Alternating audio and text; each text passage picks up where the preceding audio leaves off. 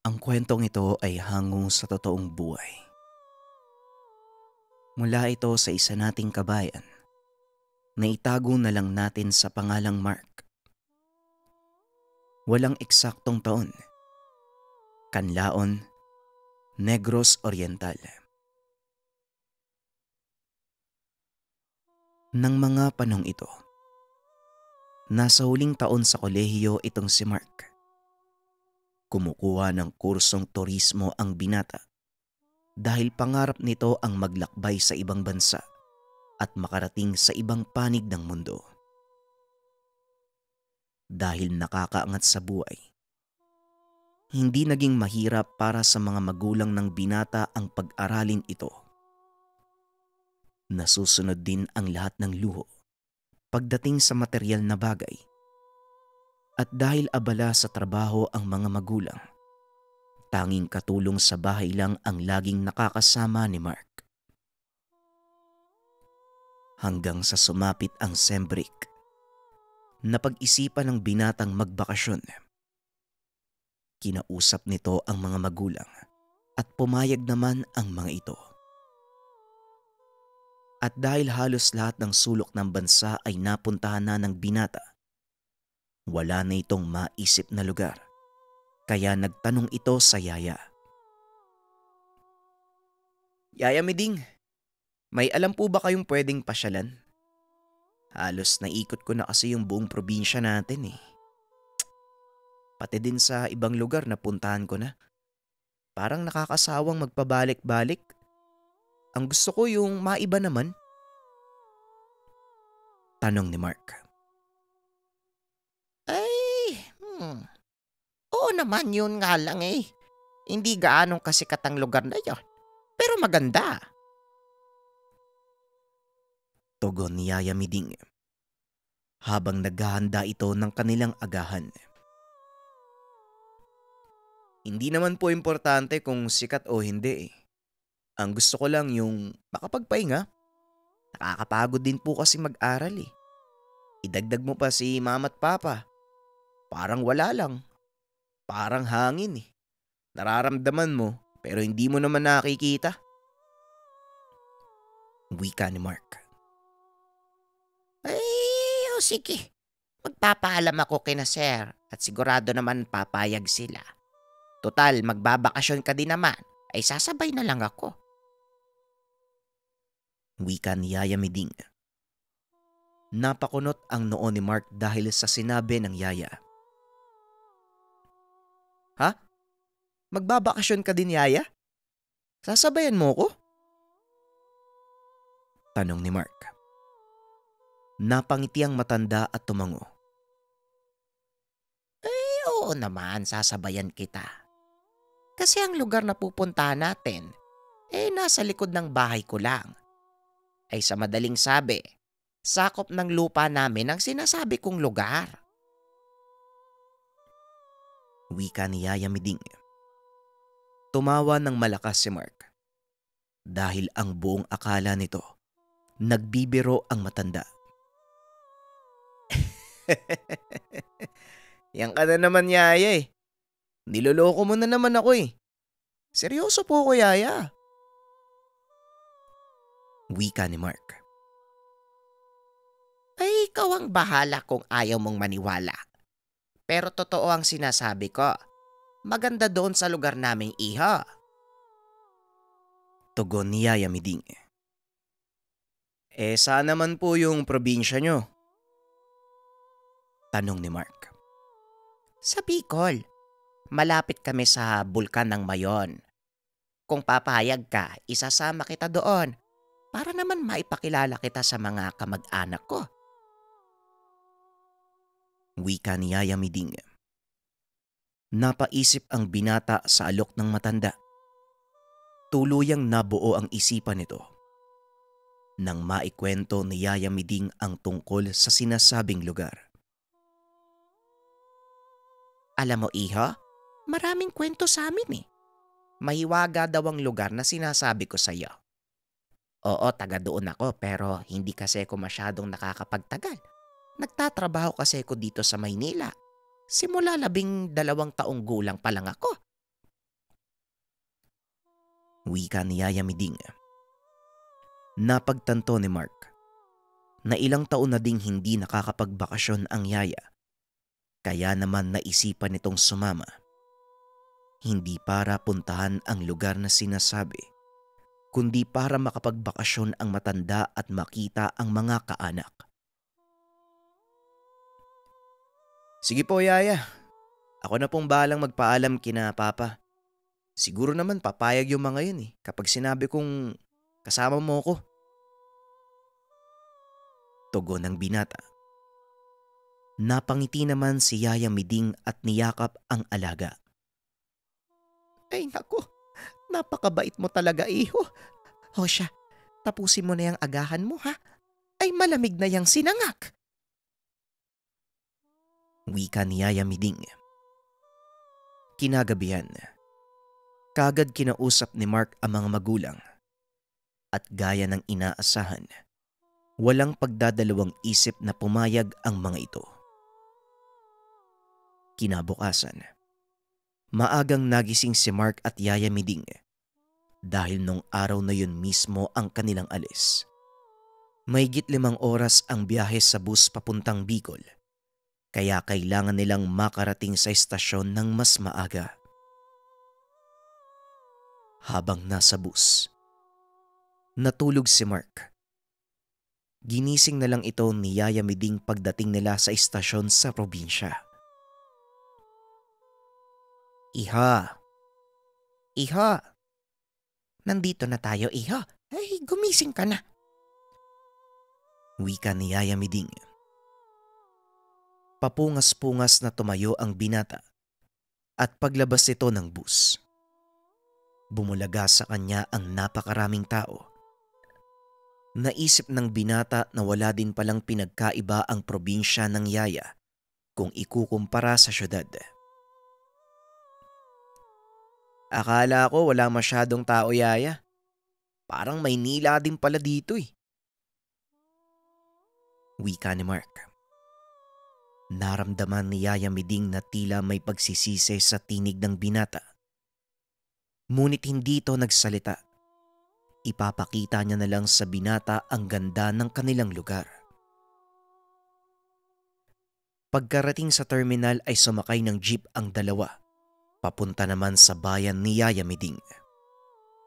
Pagkatapos ay kailangan pa nilang sumakay ng habal-habal para makarating sa baryo kung saan nakatira ang matanda. Pasensya ka na, iho, ha? Napakalayo ng baryo namin. Pero pangako ko sa'yo, hindi ka magsisisi pagdating mo doon. Mag-antay ka lang. Wika ng matanda. Ngunit hindi sumasagot si Mark dahil napako ang atensyon nito sa tanawin. Habang papalapit sila ng papalapit, pataas naman ng pataas ang kanilang kinaroroonan hanggang sa marating na nila ang mismong baryo nila Yaya Miding. Tuwang-tuwa ang mga tao nang makita ang matanda. Samantalang si Mark, panay ang ikot ng tingin sa paligid. Ang ganda pala dito, Yaya. Grabe, buong-buo yung kagubatan. Ang dami pang mga ibon, Wika ni Mark. Hindi lang yan ang makikita mo. Kung namamangha ka na dyan, pangkaraniwan lang yan sa mga taga rito. Mamaya, pagkatapos nating magpahinga, ipapasyal kita sa sinasabi kong lugar, iho. Kaya ihanda mo yung sarili mo at siguradong mas marami kang makikita doon. Tugon ni Yaya Miding. Matapos bayaran ang habal-habal, kagad na silang tumuloy sa tahanan ng matanda. Napag-alaman ng binata, halos lahat ng tao roon ay kamag-anak ni Yaya Miding. Ang mas kinagulat pa nito, hindi uso ang kuryente sa lugar. Lahat ng taong naroon, siya lang ang may hawak na telepono. Kaya pala sinabihan niyo po ako na iwanan yung telepono ko. Kasi hindi pala yun uso dito. Wika ni Mark. Oo, iho. Hindi mo rin yan mapapakinabangan dito. Wala namang signal. Kailangan mo pang bumaba sa bayan para lang makapag-text sa mga magulang mo. Pero sisiguraduhin ko sa'yo, hindi ka mababagot dito. Halika, ipapakilala kita sa mga pamangkin kong dalaga. Wika ni Yaya Miding. Biglang nakaramdam ng hiya si Mark. Dahil pagpasok sa tahanan ng Yaya, sinalubong sila ng mga pamangkin nitong babae. Kagad binati ng isa sa mga ito si Mark. Ikaw pala yung sinasabi ni Nanay Miding na alaga niya? Buti naman napasyal ka dito sa amin, no? Ako pala si Baby. Wika nito. Sabay abot ng kamay sa binata. Nahihiya namang iabot ni Mark ang kamay sa dalaga upang makipagkilala. Nice meeting you. Mark nga pala. Wika ni Mark. Napangiti naman si Yaya Miding. Kagad sinabihan ang mga pamangkin na maganda ng merienda dahil nagutom sila sa haba ng biyahe. Habang kumakain, panay ang tingin ng binata sa labas. Hanggang sa may nahagip ang mga mata nito na isang magandang ibon. Nakadapo sa sanga ng isang puno. Biglang tinapik ni Yaya Miding ang kanyang kamay. Uy Mark, kanina ka pa tinatanong ni Baby kung gusto mo daw kumain ng kalamay. Ano bang nangyayari sa'yo? Tanong ng Yaya. Ha? Sige po, sige. Kakain po ako. Tugon ni Mark. Kagad lumakad si Baby upang kumuha ng suman. Nang ibaling ng binata ang tingin pabalik sa ibon ay wala na ito. Mukhang tutok ka dyan sa pinapanood mo, Mark, ha? Ano ba yon? Tanong ni Yaya Miding. Wala naman po, Yaya. Kasi kanina may nakita lang po kong ibon eh. Kaso bigla na lang ding lumipad. Tugon ni Mark. Matapos magberyenda ay inaya nito si Yaya Miding na maglakad sa paligid para makilala ang iba pa nilang mga kaanak. Dala-dala ni Mark ang kamera habang kinukunan ang magagandang tanawin sa paligid. Napadaan ang dalawa sa mapunong bahagi ng baryo at muli na namang nakita ng binata ang ibon. Sa pagkakataong iyon, dali-dali niya itong kinunan ng litrato. Makailang beses niya itong ginawa hanggang sa muli na namang lumipad ang ibon. Lingid sa kalaman nito na napalayo na pala siya kay Yaya Miding. Dali-daling humabol ang binata upang makita ang mga nakunang litrato. Ngunit pagkatingin niya sa kamera, wala ang imahe ng ibon. Ano ba yung kinuhaan mo, iha? Bakit parang wala naman akong makita? Puro puno lang naman yan eh. Wika ni Yaya Miding. Hindi po, Yaya, may nakunan po akong malaking ibon. Kulay asul po yung balahibo tapos may halong pula. Parang apoy. Teka, paano nangyari to? Alam ko nakunan ko yun eh. Tugon ni Mark. Hindi naman nagsalita si Yaya Miding dahil may ideya ito kung anong uri ng nilalang ang nakunan ng binata. Halika na, iho. Kailangan na nating bumalik, magdidilim na. Walang ilaw ang mga kalsada dito, kaya baka mahirapan tayo sa daan pa uwi. Wika ni Yaya Miding. Pagkarating sa tahanan, Inutusan nito si Baby na ipatawag ang taong nagngangalang Fidel. Mabilis namang tumakbo ang dalaga. Ilang sandali lang ay dumating ang mga ito. Maligayang pagbabalik sa ating baryo, Manang. Pinatawag mo daw ako. Anong problema? Tanong ni Fidel. Itong alaga ko. Mukhang napaglalaroan ng mga elemento. Pakitignan nga muna, Fidel. Wika ni Yaya Miding.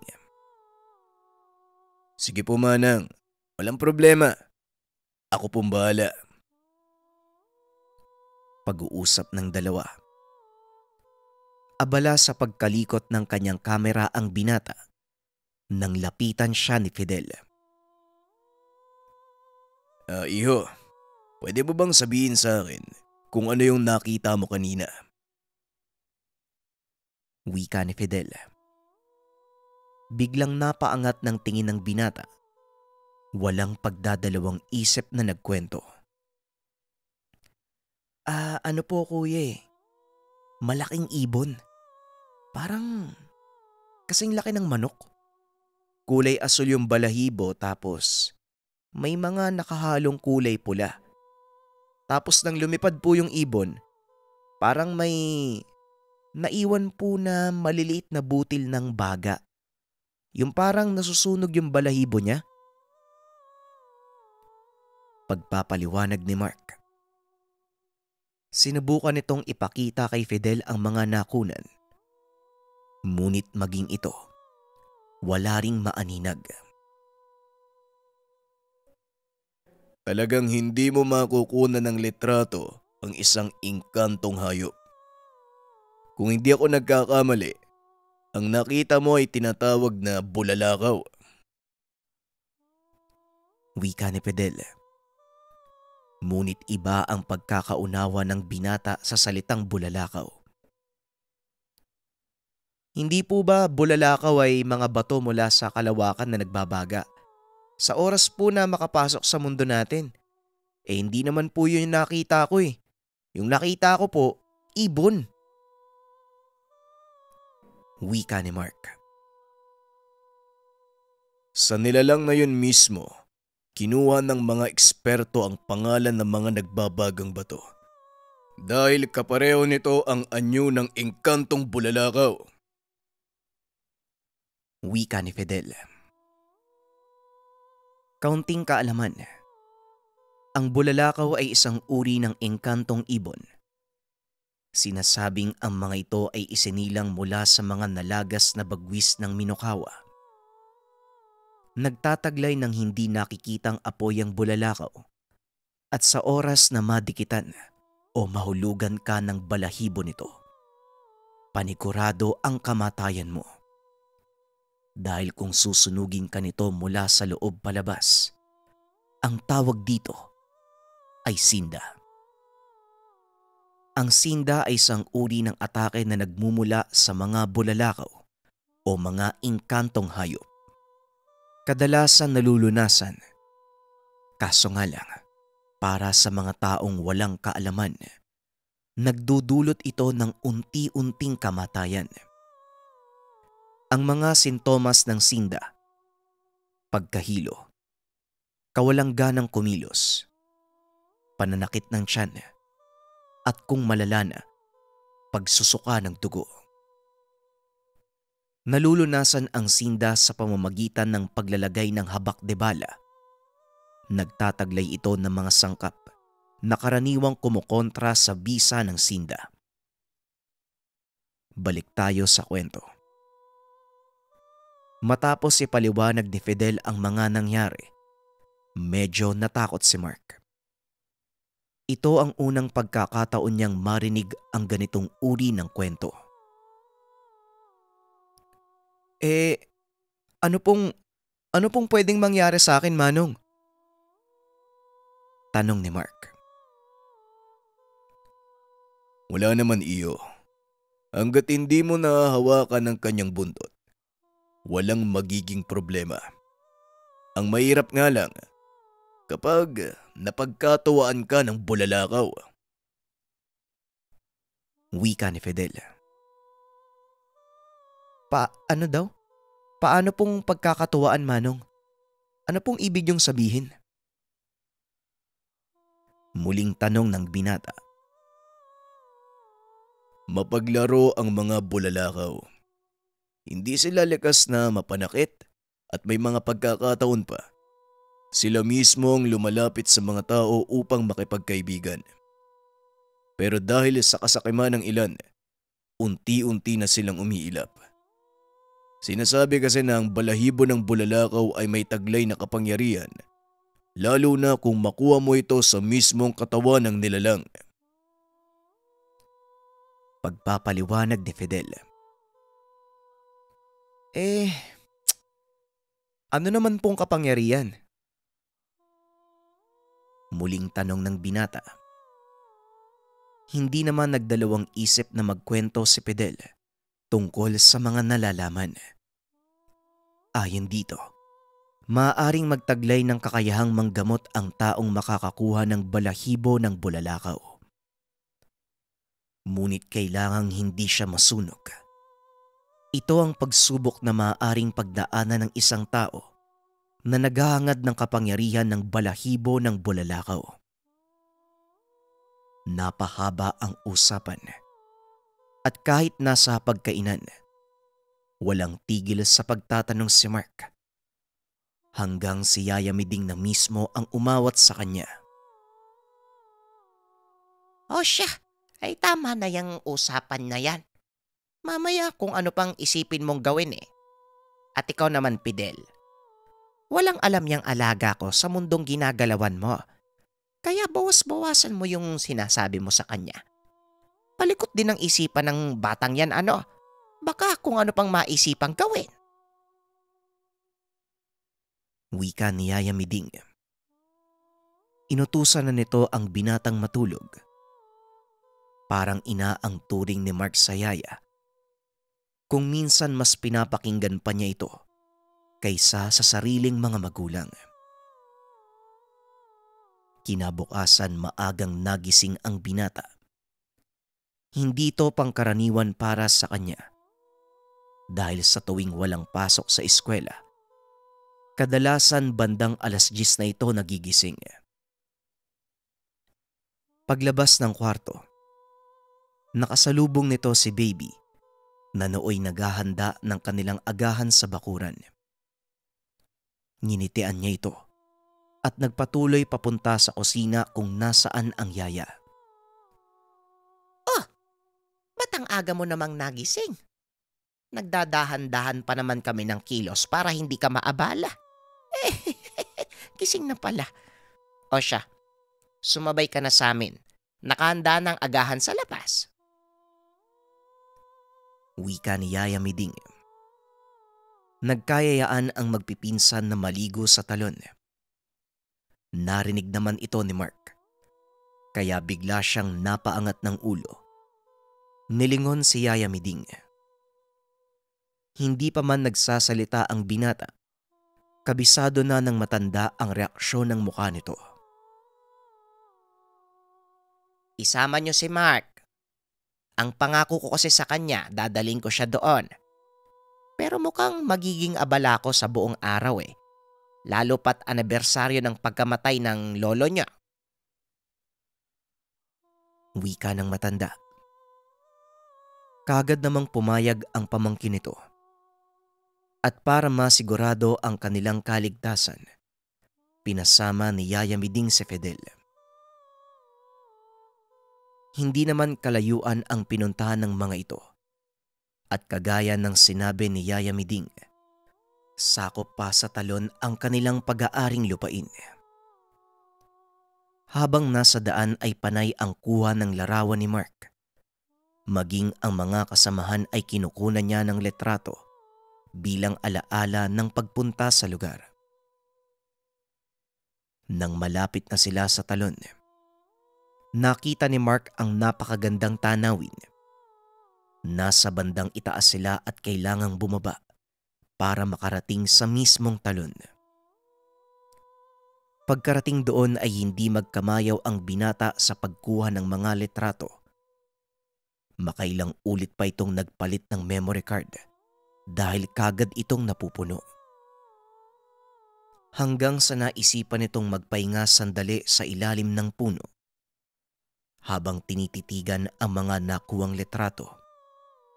Hindi maiwasan ng binata ang mapangiti. Kaso nga lang natigilan si Mark ng tumingala. Muli niyang nakita ang ibon. Sa pagkakataong iyon ay tinawag ng binata si Fidel. Dali-dali naman itong lumapit. Itinuro ng binata ang kinaroroonan ng ibon, ngunit tinabig ni Fidel ang kanyang kamay. Huwag mong ituturo ang mga nilalang na nakikita mo. Hindi natin alam. Biglang napahinto sa pagsasalita si Fidel nang makita ang tinuturo ng binata. Manong Fidel, ano po yun? Bakit po? Wika ni Mark. Dahan-dahang napalingon si Fidel kay Mark. Hinila ito patayo. Dinala niya sa lugar kung saan sila lang ang makakarinig ng pag-uusapan. Sa kanya pinaliwanag kung ano ang napansin. Ayon dito, hindi lang iisang bulalakaw ang sumusunod kay Mark. May nakita siyang 4 sa lugar na itinuro ng binata at may 4 pa sa gawing dulo ng talon. Huwag kang gagawa ng ingay at lalong huwag mong sasabihin kahit kanino ang nakita mo. Mark, hindi aksidente ang pagpapakita sa iyo ng mga bulalakaw. May ibig sabihin ito at yun ang kailangan nating alamin. Sa ngayon, atin lang muna to. Hindi kailangan malaman ni Manang Miding ang napag-usapan natin. Wika ni Fidel. Tumango naman ang binata bilang pagsang-ayon sa sinabi ng kasama. Pagsapit ng hapon ay muling kinausap ni Fidel ang binata. Inabutan niya ito ng kwintas na gawa sa basyo ng bala. Ito po. Para saan naman po to? Tanong ni Mark. Habak de bala ang tawag dyan. Pangontra sa bati ng engkanto o proteksyon sa lahat ng may masamang tangka. Huwag mong aalisin sa katawan mo dahil paniguradong maraming engkanto maghahabol sa'yo. Hindi ka pangkaraniwan, Mark. Patunay ang pagpapakita ng bulalakaw sa'yo. Pagpapaliwanag ni Fidel. Paglabas ni Yaya Miding, kagad na itong umalis. Nilapitan naman ng matanda si Mark upang usisain kung ano ang sinasabi ni Fidel sa kanya. Ano na naman yung sinasabi sa'yo ni Fidel? Ay iha, wag mo masyadong iisipin yung sinasabi niya ha. Magugulo lang ang isipan mo. Wika ng matanda. Bakit nyo naman po sinasabi yan, Yaya? Hindi po ba totoong manggagamot si Mang Fidel? Kayo pa nga po yung nagpatawag sa kanya tapos ngayon, kung ano man po yung sinasabi niya, pinipigilan nyo ko. Tanong ni Mark. Ano kasi? Hindi naman sa ganon, iho. Bago para sa'yo ang tungkol sa mga ganong bagay. Kaya nag-aalala ko. Kasi baka hindi kayanin ng isipan mo ang mga nalalaman mo. Kaya pinapabawasan ko kay Fidel ang pakikipag-usap sa'yo. Tungkol sa mga engkanto, tungkol sa mga kung ano-ano. Kasi yang si Fidel na yan, oo magaling yan. Pero hindi tumitigil ang bibig niyan sa oras na makapagsalita. Kaya iho, makinig ka na lang muna sa akin. Para sa'yo din naman ito.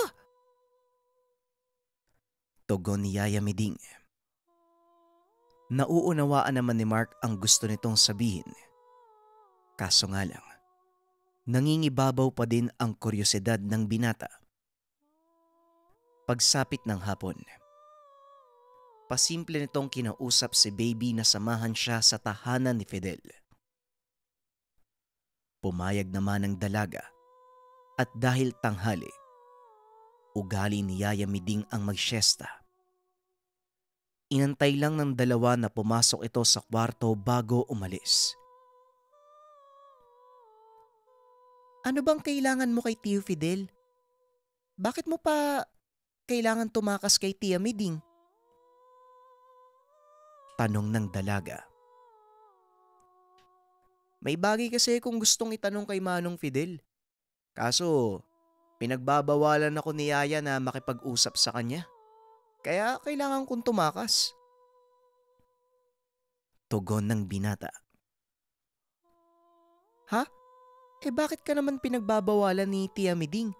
Magtatanong ka lang naman. Tanong ng dalaga.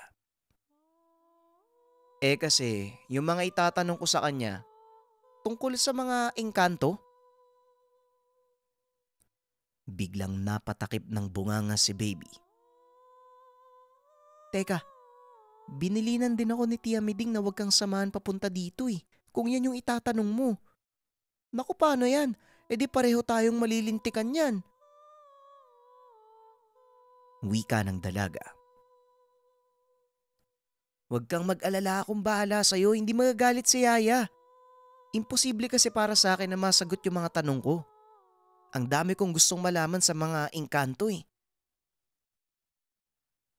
Tugon ni Mark. Sabi mo yan iba pag nagalit si Tia Miding. Nanghabol ng walis yun. Wika ng dalaga, sabay tawa ng malakas. Ilang sandali pa ay narating nila ang bahay ni Fidel. Saktong may mga taong nakapila sa labas ng bahay nito upang magpatingin. Hindi ko alam na talagang sikat to si Manong Fidel. Biruin mo. Kung doon siya sa syudad manggagamot, paniguradong marami ang kikitain niya. Wika ni Mark. Biglang tinakpan ni Baby ang bunganga ng binata at sinabing huwag itong magbabanggit ng tungkol sa pera. Lalong-laro na sa harapan ni Manong Fidel dahil siguradong magagalit ito sa kanya. Hindi naman kasi naniningil si Manong Fidel, Mark. Lahat ng ginagamot niya, libre lahat. O hindi kaya naman nagbibigay sa kanya ng gulay, manok o kahit ano, basta maliban lang sa pera. Wika ng dalaga. Inantay ng mga itong matapos ang gamutan bago tuluyang pumasok sa bahay ni Fidel. Nagulat ito nang makita ang binata. Oh, Mark! Anong ginagawa niyo dito? Hindi ba sabi ko, huwag kang lalabas? Tanong ni Fidel. Pasensya na, Manong. Ang dami ko kasing katanungan Alam kong ikaw lang yung makakasagot nito. Tugon ni Mark.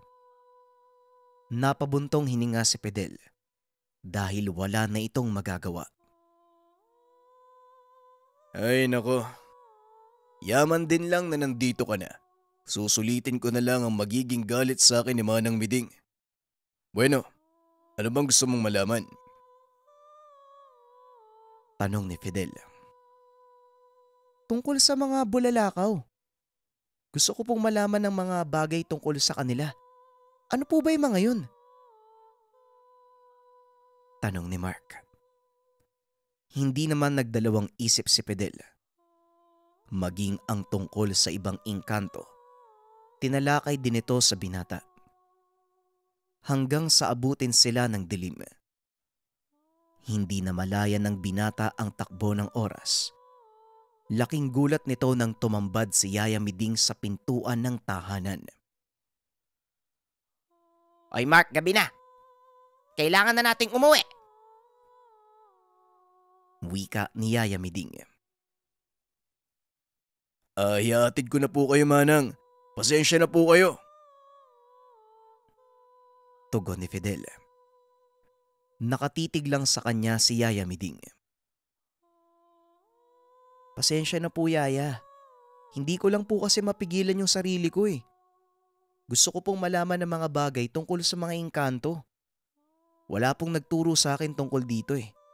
Kaya ngayon may pagkakataon ako marinig. Sana po, wag niyo po ipagkait sa akin. Wika ni Mark.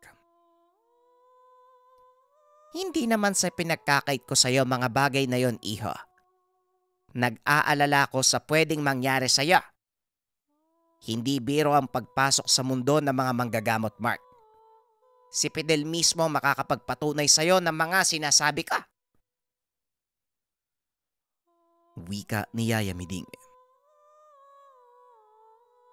Tama si Manang Miding, Mark. Halos ikamatay ko ang pagsasanay bago ko matutunan ng lahat ng mahalagang aral sa pagiging manggagamot. Kaya sinasabi ko sa iyo, kung hindi buo ang loob mo, huwag ka na lang pumasok. Paliwanag ng dalawa. Napakamot ng ulo ang binata. Nagtataka ito sa mga sinasabi ng dalawang nakakatanda. Ha? Ano po ba yung mga sinasabi nyo? Sinong nagsabing magiging manggagamot ako? Yaya, ni minsan, hindi ko pinangarap ang maging manggagamot, no? Pero alam kong kapag Diyos ang nagpasya para sa akin, wala akong magagawa. Kaya nga gusto kong malaman ng lahat eh. Para maging handa ako sa oras na tawagin ako ng Panginoon. Para maglingkod. Wika ni Mark. Tinitigan nito ang reaksyon ni Yaya Miding at Fidel. At nang makitang kumbinsidong-kumbinsido ang dalawa, humagalpak sa kakatawa ang binata.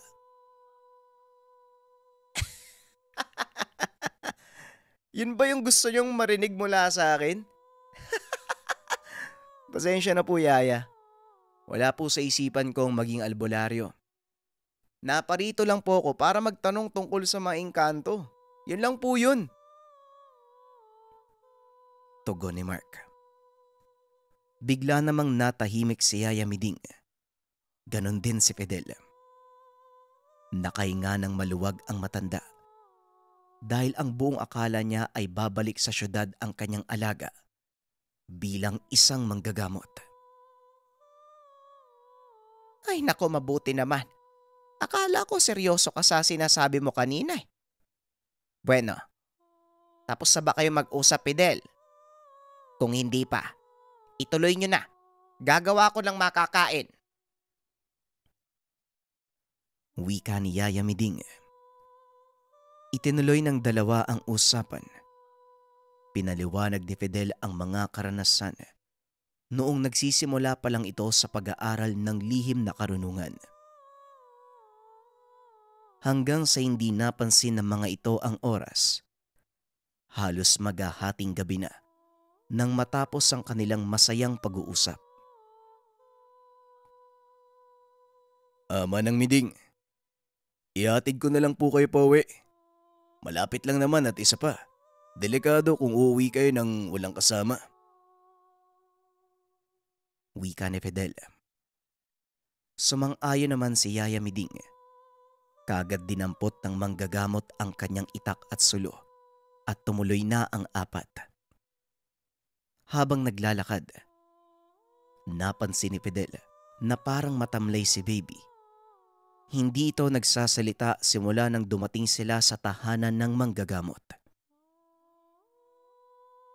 Hoy baby, anong problema? Napapansin ko, kanina ka pa walang kibo ah. Tanong ni Fidel. Nahihilo po kasi ako, Manong Fidel eh. Hindi ko po maintindihan. Bigla na lang po kasing sumama yung pakiramdam ko pagdating namin sa inyo. Tugon ng dalaga. Hinawakan ni Fidel ang noo nito at napansing inaapoy ng lagnat. Ay nako, nilalagnat ka. Kakaligo nyo siguro yan kanina eh. Halika na, bilisan na natin. Mamaya lumala pa yan eh. Muling wika ni Fidel. Ngunit alam nito sa sarili na hindi simpleng lagnat ang nangyayari sa dalaga. Habang hinahawakan niya ito sa noo, may kung anong presensyang nararamdaman ang manggagamot. Pagkarating sa tahanan, wala nang sabi-sabi. Biglang bumagsak si Baby. Mabuti na lang nasa tabi ito ni Mark. Kaagad nitong nasalo ang dalaga. "Uy! Baby! Anong nangyayari sa'yo, uy? Gumising ka!" Wika ni Mark habang niyuyugyog ang katawan ng dalaga. Sinasabi ko na nga ba? Mark, iga mo siya sa sofa. Manang, may insenso ba kayo dito? Tugon ni Fidel. Marahang ibinaba ni Mark ang dalaga sa sofa. Naupo ito sa tabi habang pinapanood si Fidel na suriin ang dalaga. Naglabas ito ng puting bato mula sa kanyang bulsa. Pinaikot sa katawan ng dalaga bago ilagay sa isang basong tubig. Nanlaki ang mga mata ni Mark nang makitang unti-unting naglalabas ng bula ang bato. Nagbabago ang kulay ng tubig. "Ano po nangyayari sa'yo, Manong Fidel? Bakit nagkakaganyan po yung tubig?" Tanong ni Mark. May gumagambala kay Baby. Pero hindi pa ako sigurado kung anong nilalang. Mamaya ako malalaman, Mark. Tugon ni Fidel. Ilang sandali ay dumating si Yaya Miding. Dala ang hininging insenso ng manggagamot. Kaagad namang nagpaningas ng uling ang matanda. Inilagay ito sa bakal na sisidlan at dinala kay Fidel. Kumuha ng ilang perasong tuyong dahon ang manggagamot. Inihagis sa baga. Humalimuyak ang mabangong amoy sa loob ng tahanan at nagsimula ng kumilos si Baby. Nandito na siya. Mark, pakisara ng bintana. Wika ni Fidel. Dali-daling tumayo ang binata para sundin ang utos nito. Ngunit nang mapadungaw ang binata sa labas, napansin nito ang umaandap na liwanag sa sanga ng isang puno. Dali-dali nitong tinawag si Fidel at kaagad namang lumapit ang manggagamot. Nanlaki ang mga mata nito nang makita ang tinuturo ng binata. Bilisan mo, Mark. Isara mo na yan. Lumayo ka sa mga bintana. Nasundan tayo ng bulalakaw. Wika ni Fidel. Bakit po si Baby yung tinamaan? Hindi ba ako po yung sinusundan? Tanong ni Mark. Meron kang suot na pangontra, Mark. Tumalbog sa'yo ang sinda at tumama kay Baby. Pero wag mong sisisihin ang sarili mo. Nangyari na ito at wala na tayong magagawa. Manalig ka lang na kaya ko pang tanggalin to. Tugon ni Fidel. Kaagad na itong nagsimula sa panggagamot. Habang nanonood ang binata, pilit nitong iniisip kung ano ang dahilan ng nilalang para gambalain siya. Ilang sandali pa ay biglang nagsuka si Baby. Nanlaki ang mga mata ni Mark dahil dugo ang lumalabas sa bunganga nito. Akmang tatayo sana ang binata nang bigla siyang hawakan ni Yaya Miding. Magtiwala ka kay Fidel, Mark. Alam niya ang ginagawa niya at isa pa. Hindi ito ang unang beses na nangyari yan kay Baby. Lapitin talaga ng elemento ang batang yan.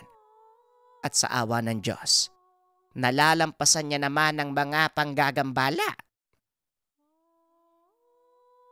Wika ni Yaya Miding. Magkahalong kaba at pagkamangha ang nararamdaman ni Mark ng mga sandaling iyon. Unang beses niyang masaksihan ang ganitong pangyayari. Ni minsan sa kanyang buhay, hindi nito inakalang totoo pala ang lahat ng kwentong naririnig tungkol sa mga nilalang sa kabilang dimensyon. Inabot din ng ilang oras bago kumalma ang sitwasyon. Muling nakatulog si Baby at sa pagkakataong iyon, mahinahon at maaliwalas na ang mukha nito. Mabuti na lang at hindi pa ganun kalalim ang sinda. Pero kailangan pa ding magmatsyag. Hindi pa sumisikat ang araw at malakas ang puwersa ng mga engkanto, lalo na ang bulalakaw kapag madilim na ang paligid. Wika ni Fidel. Buong gabing nagmatsyag ang dalawa. Habang si Yaya Miding naman ay mahimbing na natutulog. Habang nag-aabang, napag-usapan nila Mark ang tungkol sa bulalakaw. Sinabi din ni Fidel ang posibleng dahilan ng pagsunod nito sa kanila. Ayon dito, maaaring nanibago ang nilalang kay Mark dahil noon pa lang ito napunta sa lugar. At inamin din ni Fidel, ang baryong iyon, pugad ng mga bulalakaw, lalo na ang talon na sakop ng lupa nila Yaya Miding.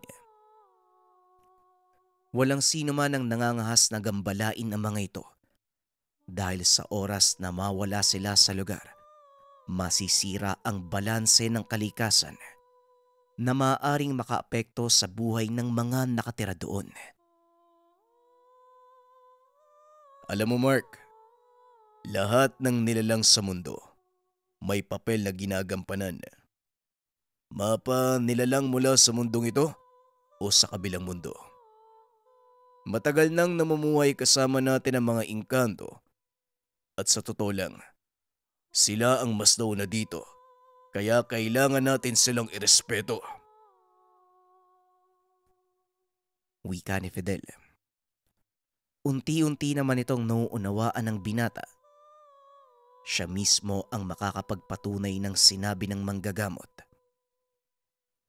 Nakarating na ang binata sa halos lahat ng sulok ng bansa.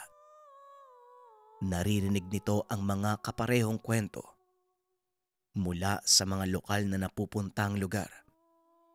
Ngunit ngayon niya lamang naranasan ang aktwal na sinasabing panlalaro ng engkanto. Hindi na namalayan ng dalawa na nakatulog na sila. Hanggang sa nagising ang binata at napansin na wala na si Baby sa hinigaan nito. Dali-daling ginising ni Mark si Fidel. Pupungas-pungas pa itong lumingon sa binata. At nang mamataang wala na ang pasyente, nataranta itong lumabas ng tahanan.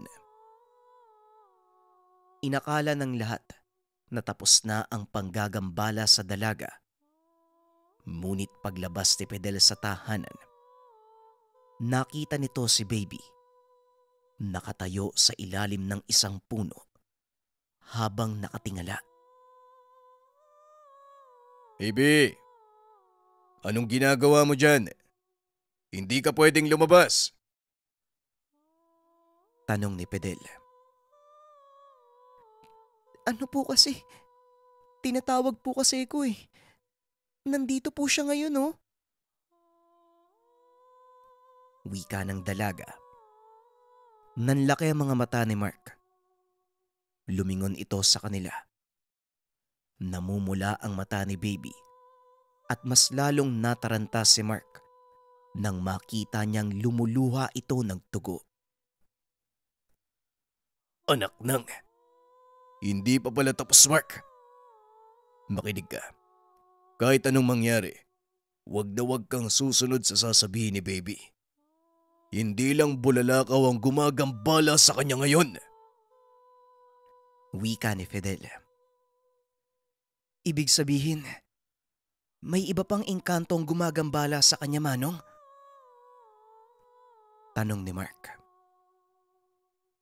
Oo Mark, nabanggit ko sa'yo na hindi ito ang unang beses na nangyari kay baby. Nung nakaraang taon ay ginamot ko din siya dahil may engkantong nagkagusto sa kanya at balak siyang kunin. Ang hinala ko, nagbalik ang nilalang na yon.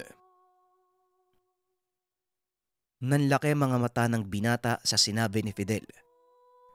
Dali-dali nitong pinuntahan si baby. Hinila papasok ng tahanan. Kaagad namang sumunod ang dalaga. Ilang sandali pa ay dumating si Yaya Miding galing sa pamimili sa bayan. Buti naman gising na kayong tatla. Teka, ano nangyari? Bakit puro dugo ang damit mo, baby? Tanong ni Yaya Miding. Manang, mukhang bumalik na naman yung manliligaw ni baby. Sa pagkakataong ito, mas porsigido na siyang kunin ang pamangkin nyo. Wika ni Fidel. Napatakip na lang ng bunganga ang matanda dahil naroon din siya nang unang beses itong nangyari sa dalaga. Ano po yung pwede nating gawin para pigilan yung maliligaw niyang engkanto? Tanong ni Mark habang nakatitig sa kawalan. Hindi ako sigurado, Mark. Pero sa inala ko, sa oras na makapag-asawa si baby, saka lang titigil ang panggagambala sa kanya. Tugon ni Fidel. Napatango naman ang binata habang patuloy pa rin ang titig sa kawalan. Ilang sandali pa ay hinawakan ni baby ang kamay ng binata. Napatitig si Mark kay Fidel at muli itong nagsalita. Ipapaalala ko sa'yo, Mark. Huwag mong susundin ang lahat ng sasabihin ni baby. Wika nito. Kaagad namang tumayo ang dalaga habang hila-hila si Mark. Sumunod ka sa akin. May gustong kumausap sa'yo. Wika ng dalaga. Tumayo ang binata, ngunit hindi ito sumunod kay baby. Oy, baby, alam kong naririnig mo ko. Huwag kang magpagamit sa nilalang na yan. Lumaban ka! Tugon ng binata. Tumitig ng masakit ang dalaga. Nakaramdam ng kakaibang kilabot si Mark. Sinabihan siya ni Fidel na huwag bibitawan ang kamay nito dahil sa oras na makalabas ng tahanan ang dalaga, tapos na ang lahat para sa kanya. Dali-dali namang sinara ni Yaya Miding ang pintuan at mga bintana. Samantalang si Mark, pilit pa ding hinihila ang dalaga para makaupo. Hanggang sa naubusan na ng pagpipilian si Fidel. Dali-dali itong nag-usal ng dasal at inihip kay baby. Bigla namang nawalan ng malay ang dalaga. Binuhat ng binata papasok ng kwarto upang doon ituloy ang panggagamot. Manong, ano pong balak mong gawin? Wika ni Mark. Isa lang ang paraang alam ko, Mark. Susubukan kong labanan ang engkanto. At kung sakaling mabigo man ako, alam mo na ang gagawin. Ikaw ang huling alas ko, Mark. Kaya wag mo sanang biguin si baby. Wika ni Fidel. Hindi maunawaan ng binata ang sinabi nito at mas lalong hindi nito alam kung ano ang gagawin kung sakaling mabigo nga si Fidel sa binabalak. Matapos ang pag-uusap, kaagad nang sinimula ni Fidel ang pagtawag sa nilalang. Nung una ay hindi pa ito sumasagot. Ngunit nang ilapat ng manggagamot ang kanyang palad sa noo ni baby, bigla itong nagising at sumigaw.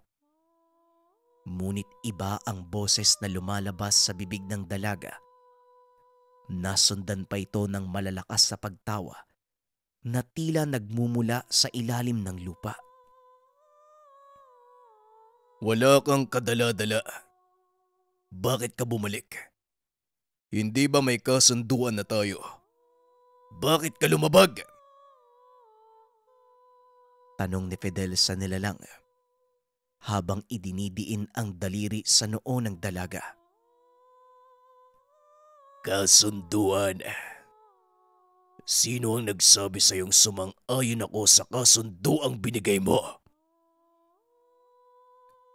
Muling inihipan ni Fidel ang kanyang daliri. Itinutok ito sa lalamunan ng dalaga.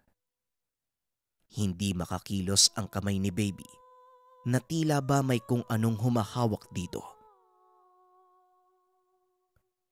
Huwag mo nang subukang makawala dahil hindi ka mananalo. Hindi ito ang unang beses na nagkaharap tayo, kaya dapat alam mo na sa sarili mo na hindi mo ko kaya. Wika ni Fidel. Tumawa ng malakas ang nilalang at muling nagsalita. Oo, hindi kita kaya sa ngayon. Pero hindi pa rin ako titigil hanggat hindi ko nakukuha ang gusto ko. Tugon ng nilalang. Sa pagkakataong iyon, nakita ni Mark ang pagkadesperado sa mukha ni Fidel. Ito na ang sinasabing pagkakataon ng manggagamot. Napatingin ito sa binata na tila ba nag-aantay kung ano ang gagawin nito. Biglang tumayo ang binata at hinawakan ang kamay ni baby. Kung sino ka mang nilalang ka, umalis ka sa katawan ng nobya ko! Nagulat si Fidel sa sinabi ng binata. Bigla ding napatayo si Yaya Miding. Hindi akalain ng mga ito ang sasabihin ni Mark. Tumayo ang binata. Hinalikan sa noo si baby. Labanan mo siya. Nandito lang ako nag-aantay sa'yo. Hindi kita bibitawan. Matapos sabihin ng binata ang mga katagang ito, biglang umingay ang paligid. Na tila ba napakaraming ibon ang nagliliparan sa labas ng tahanan. Dumungaw si Yaya Miding. Nakita ang napakaraming bulalakaw. Nagpapaikot-ikot sa kanilang bakuran. Ang ilan ay nakalapag sa lupa. Kinukumpas sa mga pakpak. Nagmistulang mga apoy na pumapalibot sa tahanan. Dito napagtanto ni Fidel na hindi ginagambala ng mga bulalakaw ang binata, kung hindi sinusundan siya ng mga ito para gabayan at protektahan. Unti-unti nang huminahon ang mukha ni baby at muling nagsalita ang nilalang sa loob nito. Nanalo ka, binata. Hindi na ako babalik para manggulo. Hinihiling ko lang na sana panindigan mo ang sinabi mo. Dahil sa oras na mabigo ka, saka pa lamang ako babalik upang maningil. Napatingin si Fidel kay Mark. Inaantay ang isasagot nito. Huwag kang mag-alala. Papanindigan ko ang lahat ng sinabi ko. Matapos magsalita ng binata, muling nakatulog si baby. Ilang minuto pa ang nakalipas. Nagkamalay na uli ito. Walang kamuwang-muwang sa mga naganap. Pinaliwanag ni Fidel ang lahat. Hindi makapaniwala ang dalagang gagawin ito ni Mark. Huwag kang mag-alala, baby. Hindi naman sapilitan yung ginawa ko eh. Sarili kong desisyon yun. At alam kong mas makakabuti yun para sa'yo. Kaya hindi na ako nagdalawang isip. At isa pa, matatapos naman din ako sa pag-aaral ko eh. Oras na siguro para sarili ko naman yung intindihin ko. Yun kung papayag ka. Wika ng binata. Nagiyawan ang iba pang pamangkin ni Yaya Miding at tila wala nang nagawa ang dalaga. Pumayag ito sa alok ng binata. Matapos ang isang linggo, nagpa siya nang bumalik sa syudad sina Mark. Ngunit nangako ito sa dalaga na babalik siya upang sunduin ito.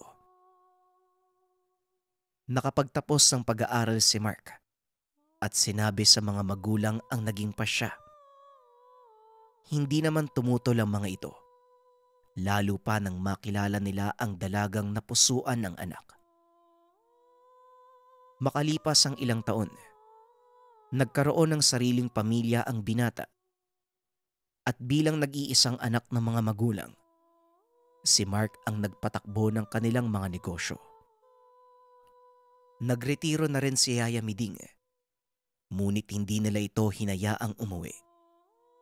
Inaruga ng mag-asawang Mark at baby ang matanda at piniling mamuhay ng tahimik sa probinsya. Paminsan, lumuluwas ng syudad ang binata para atupagin ang kanilang negosyo.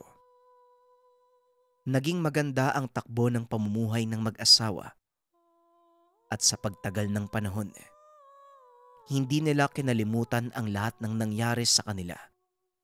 Nang dahil sa pagbisita ni Mark sa probinsya, nasilayan niya ang ibong bulalakaw at nagkaroon ng kasintahan.